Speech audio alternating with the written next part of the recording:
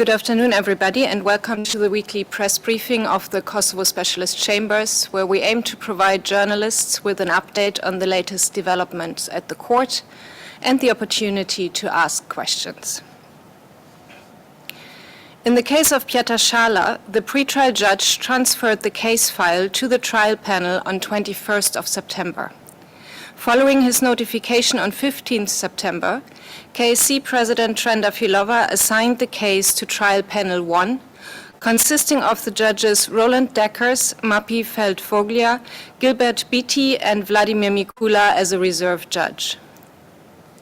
Also on 21st September, the pretrial judge ordered the continued detention of Mr. Shala, having found that a moderate risk of flight continues to exist, as well as a risk that the accused may obstruct the proceedings or commit further crimes.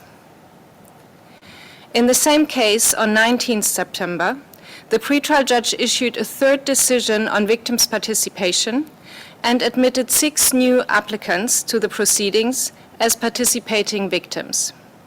They will be included in the existing group of 2 participating victims and be represented by the same victims' counsel. On 20th September, Trial Panel 1 ordered the continued detention of Mr. Salih Mustafa.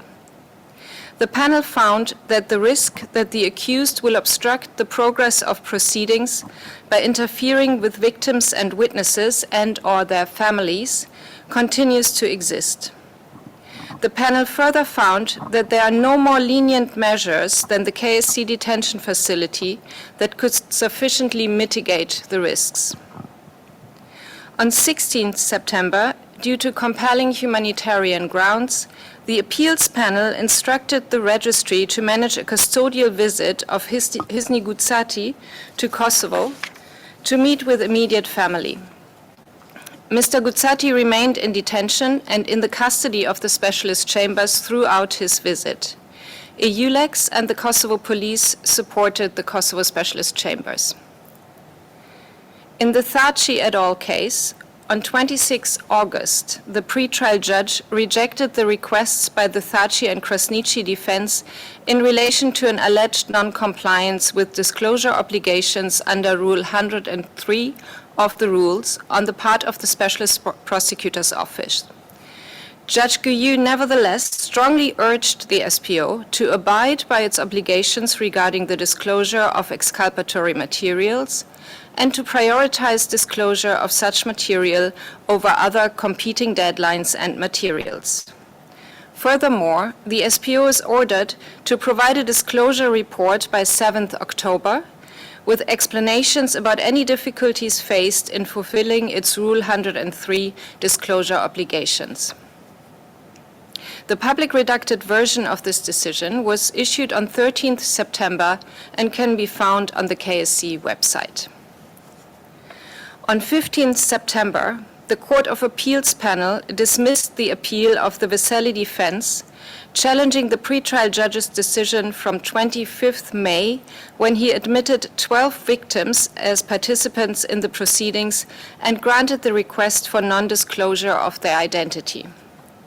In their decision, the appeals panel found that anonymity of victims at this stage of the proceedings does not violate the basic constitutional and international human right of the accused, and agreed with the pretrial judge's finding that protective measures at this stage have a minimal effect on the defense's ability to prepare in relation to future witness testimonies. The panel further recalled that anonymity for participating victims is expressly foreseen by the legal framework of the specialist chambers and that they may be justified in exceptional circumstances. In other news, the president of the Kosovo Specialist Chambers, Judge Ekaterina Trendafilova, has been in Kosovo this week.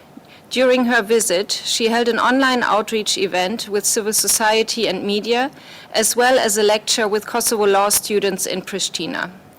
President Trendafilova reiterated her commitment to continue to engage with civil society and media in Kosovo to provide information on the work of the court and give them the opportunity to ask questions. This is all from me for today. If there are any questions, I'll be happy to respond.